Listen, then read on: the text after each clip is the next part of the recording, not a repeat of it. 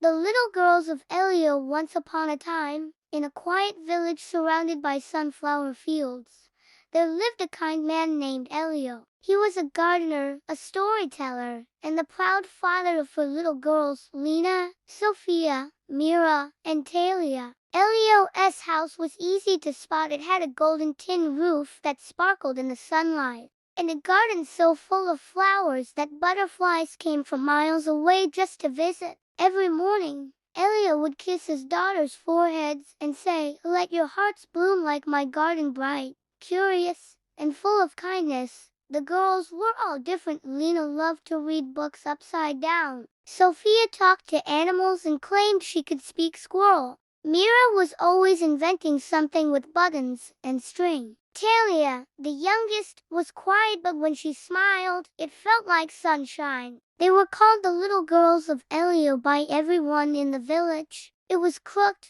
rusty, and covered in carvings of vines and birds. Asked Mira, already pulling out her string to measure it. One summer morning, the girls discovered an old gate hidden behind ivy in the back of their garden. "What's this? I don't think we're supposed to go past it," said Lina, adjusting her upside-down book. But Talia placed her tiny hand on the gate and it creaked open. Behind it was something magical, a garden unlike any they had ever seen. Trees shaped like umbrellas, flowers that hummed, and a brook that giggled as it ran. The girls tiptoed into the secret place. "I feel like this garden is waiting for us," whispered Sofia, as a bird landed gently on her shoulder. They explored every inch, finding a bench with their father's initials carved into the wood, D.S. Elio was here. Mira gasped. This was his garden once. Just then, they heard a soft voice. "This garden belonged to your papa when he was a little boy, but when his parents passed,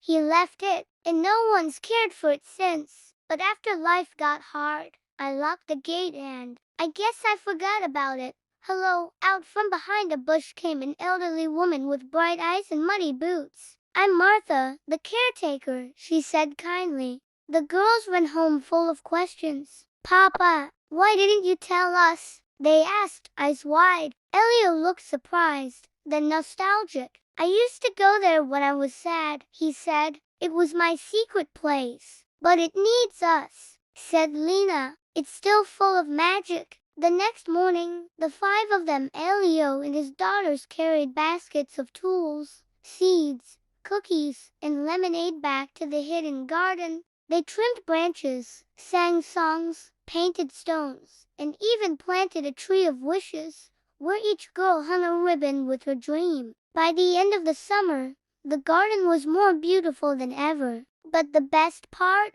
They opened the gate for everyone. Soon, the villagers came to visit, share stories, and smile under the shady trees. There was a new sign at the gate. "Elio's garden, where little hearts grow big."